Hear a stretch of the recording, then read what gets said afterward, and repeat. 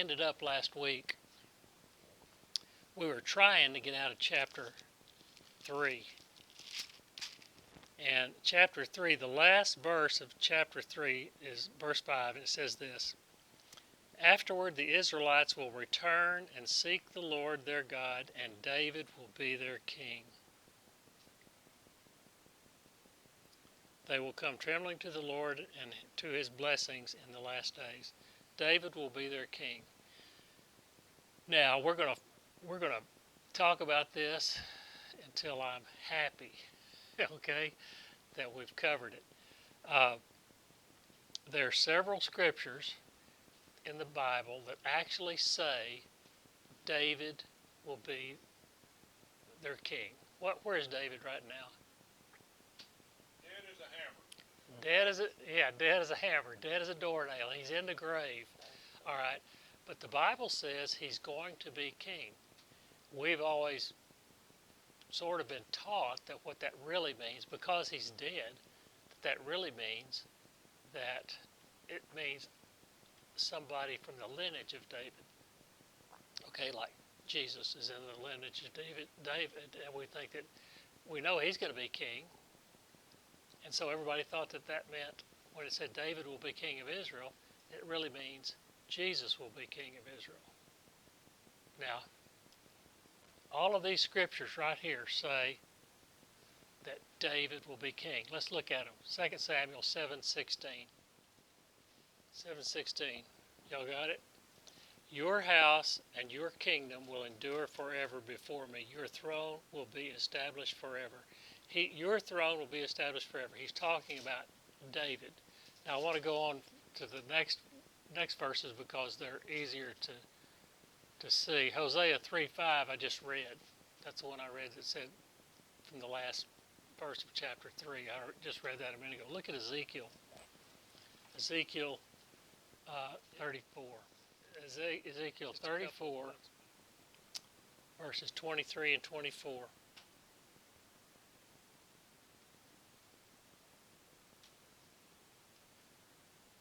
Y'all got it? I will place over them one shepherd, my servant David, and he will tend them. He will tend them and be their shepherd.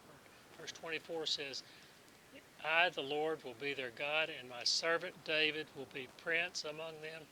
I, the Lord, have spoken. I want you to remember that word prince, because we're coming to that word in another place in a minute. So David is specifically mentioned as to be the shepherd, and it's not mentioned to be a descendant of David. Now look at Ezekiel 37, verse 24. Got it? My servant David will be king. It says it specifically. My servant David will be king over them, and they will all have one shepherd. They will follow my laws and be careful to keep my decrees. Okay, now to go back to Jeremiah 30, verse 9. Okay, listen, this is a very interesting verse. Instead, they will serve the Lord their God and David their king, whom I will raise up for them. That just jumps out at me now based on what we're getting ready to talk about. I will raise him up. Where is David? In the grave, dead as a doornail. I will raise him up to be their king. What does that mean? What does it sound like? That's what it sounds like. I will raise him up. All right, those are the verses I want you to be aware of. Now I want to go through this timeline. There's several times there where it says specifically David will be king. He's dead. So how's he going to be king? He's got to be resurrected some way or another. All right, now let's go through this timeline. Just mainly, I want to go through this timeline just to make sure we understand what the millennium is, all right, the 1,000-year reign. We started in the beginning, and that's Genesis 1:1. That's where it all began, in the beginning. And we went through to 1000 BC. David was king. In 722 BC, there's a civil war. David, he's long dead by the time this happens.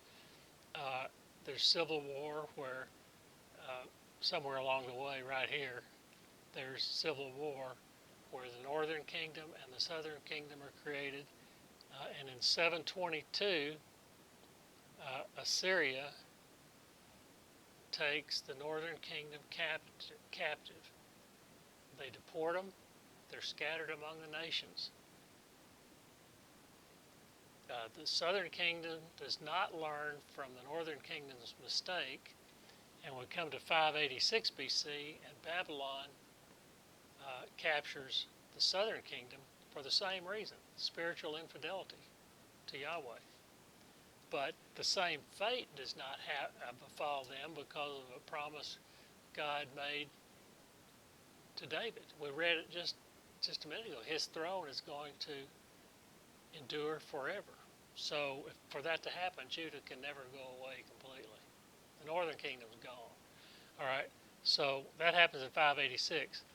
Then in Nehemiah, the southern kingdom stays under captivity under Babylon for 70 years, and then the Medes and the Persians take over, and then after the Medes and the Persians, the Greeks, Alexander the Great and all those guys take over, and then the Romans.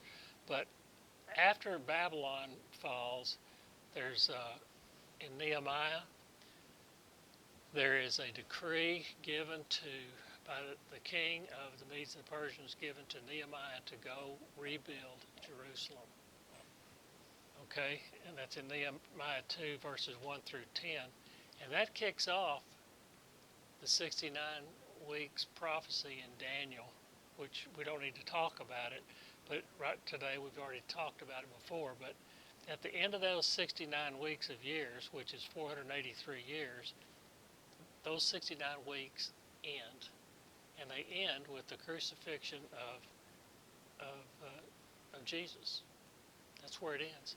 Then we go into this hiatus, but the end of the 69th week, waiting on the 70th week of years to begin. It's that last 1 week of years is 7 years. And that is not going to kick off until we get to the Great Tribulation. And those are the 7 years of the Antichrist, okay? We're not going to talk about that in detail, but we've talked about it enough to you to know it's a bad time for the Jews, a bad time for the whole world. Before the Great Tribulation starts, the rapture will occur. We're all believing Christians. All believing Christians will be raptured out of here, and all Christians who are in the grave will be resurrected. Okay, so they'll be gone. They'll be with Jesus. They'll be in heaven. And then the great tribulation occurs, and we finish this 7-year period, which is the 70th week of that prophecy in Daniel, and it ends with the second coming of Jesus. That's when it happens, and that starts a period of time that lasts for 1,000 years. And that 1,000 years we call the 1,000-year reign of Christ, or we call it the millennium. So if you ever hear the millennium, we're talking about that 1,000-year period that begins with the second coming of Jesus Christ. And at the end of that, during that period of 1,000 years, Satan is captured. He's captured and kept in captivity for 1,000 years. At the end of that 1,000 years, he's released. There's a big war that I think is covered by Daniel 38 and 39. But it talks about this Satan being released, and he talks about this big war in Revelation 20, verses 7 through 9. And then at the end of the 1,000 years, when all that stuff is over, we see the new heaven and the new earth come down. And that's in Revelation 21. And that ends time. That is the end of time. That is where eternity begins. See, all this time, you'd think when Jesus had come and returned, you'd be in eternity, but you're not in eternity. You're still measuring things by time. Things aren't measured by time in eternity. So we get to that end of that period, and we go into eternity with the new heaven and the new earth. But what I want you to understand is this 1,000-year period, because we're going to be all of these prophecies of restoration that we've been talking about in Hosea are during this period of time. Hello, y'all. Something when we studied Ezekiel, I just have to do this because when we studied Ezekiel, I was totally troubled. Wayne, you may remember this. Gary, you may remember it. You were in here. You may remember it too. But we got to the back part of that book, and it starts talking about the division of land in the millennium. First, it had the millennial temple. Spent 6 chapters talking about it in great detail. But after that, it talks about the division of the land. And it talks about the tribes that get this much land, where it is, and all that stuff. But there is one part of the land that is divided that is given to somebody called the prince. We never really figured out who that guy was. I think I know who it is now. I think it's David. Because of my limited understanding of end time stuff and the stuff that we just read just a few minutes ago, all these scriptures about David being king, I had no idea that was David. The only way I could make it fit was for it to be Jesus. But then I thought, what does Jesus need to be given land for? But there's another thing in there. Y'all flip over to Ezekiel 44.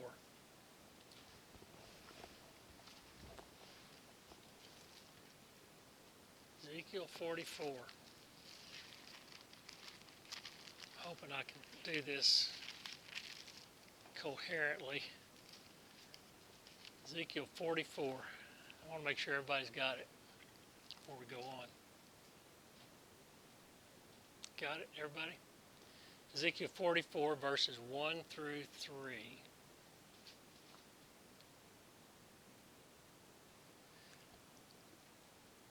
Then the man brought me back to the outer gate of the sanctuary, the one facing east, and it was shut.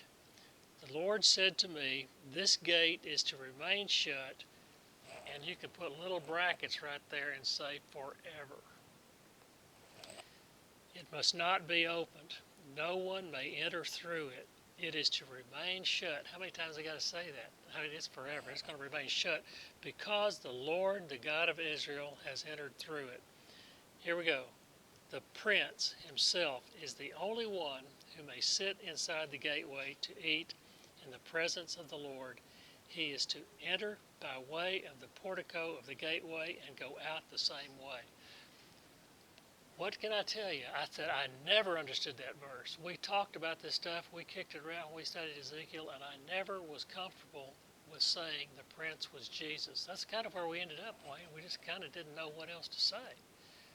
But it does not make sense because in these 3 verses, this is talking about the millennial temple, these gateways and all that stuff.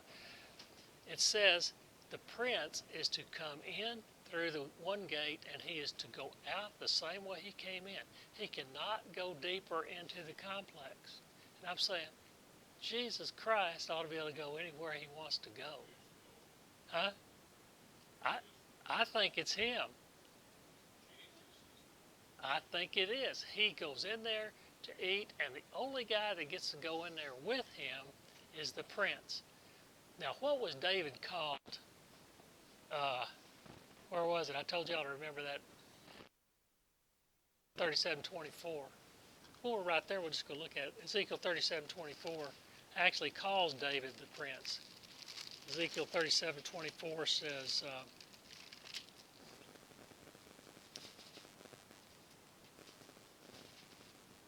no, it's not there. Well, it's one of those. We don't need to go back and look at it. I pointed it out to you when we read it. Might have been Jeremiah 30, verse 9. But he's actually called the prince. Now, this was very difficult to talk about. And now let's go down to the division of the land, Ezekiel 45, verses 7 and 8. You know, I'm saying, why, if my assessment at the time was Jesus is the prince, how come they got these limitations on him? I never was happy with that. Then you go down to Ezekiel 45, verse 7 and 8. The prince, there it is again. The prince will have the land bordering each side of the area formed by the sacred district. See, they've given, what they've done is given a way to distribute the land in the temple complex. All right. And now it says the prince is going to get a part of it. Here's how he gets it. The prince will have the land bordering each side of the area formed by the sacred district and the property of the city. It will extend westward, blah, blah, blah. Go down there to verse 8. This land will be his possession in Israel. And my princes will no longer oppress my people, but will allow the house of Israel to possess the land according to their tribes. You know what? Have you ever talked about who the princes are? I never even heard of the word prince in the Bible until we got to the studying these things. The princes were divinely appointed in Numbers, back in the book of Numbers, to be heads of tribes and nations. They're kings. All right, they're kings. So where he's talking about the princes here, you can say they're little kings. Okay, so the prince, going backwards, using the word prince that we talked about, the prince that goes and sits in the gateway and eats with the Lord and all that, the prince is going to have the land, is a king. He's not just a prince, he's a king. He's a special guy, he's the king. All right, so then you get to, let's look at verse, chapter 46, verses 1 through 4. 46, 1 through 4 says this in Ezekiel. This is what the sovereign Lord says. The gate of the inner court facing east is to be shut on the 6 working days, but on the Sabbath day and on the day of the new moon it is to be opened. The prince, I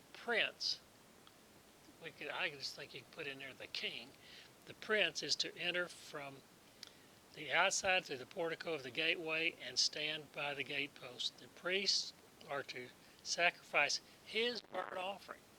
The prince has to bring something that's going to be an offering.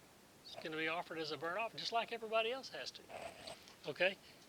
And his fellowship offerings. He is to worship at the threshold of the gateway and then go out, but the gate will not be shut till evening. How far did I tell you I was going to read? Verse 4. He is to worship. I already read that. So that's it. No, that's not. My eyes are going crazy here. On the Sabbath and new moons, the people of the land are to worship in the presence of the Lord at the entrance to the gateway. The burnt offering the prince brings to the Lord on the Sabbath day is to, that means, if that is Jesus, that means Jesus himself is having to bring a burnt offering. That doesn't make sense to me. But the prince is somebody else. The prince, I do believe, is David. The prince, he is going to be king. David is going to be king of Israel, just like those verses say. And this is Israel. This is not the whole world. This is Israel. This prince is the prince of Israel. He is the king of Israel, the king of nothing else. He is the king of Israel. So this verse 4 says, the burnt offering the prince brings to the Lord on the Sabbath day is to be 6 male lambs and a ram, all without defect, so on and so forth. So I had to share that with you because I told Jan, whenever I get to a point in the Bible, and that happens a lot, where I can't be happy with where I end up in my teaching, it sticks with me, and I never forget it until that answer comes to me. Wayne talked about something he heard. If you get to that point, write it down somewhere. If you're stuck somewhere, you got a question, just write it down, go on to something else, and someday God is going to answer that question for you. Well, this is one of them for me, because I remember teaching those, and I thought, how can I honestly go in and teach this class about this stuff, speaking of the prince, and not have the foggiest idea what I'm talking about? I'm happy with it now. I might be wrong as you can possibly be, but I am happy with the conclusions I came to this time. And it's all come about in the last 3 weeks. And it all started with somebody actually coming out and saying that David being king of Israel is not. It does not say or imply in the lineage of David. It says David.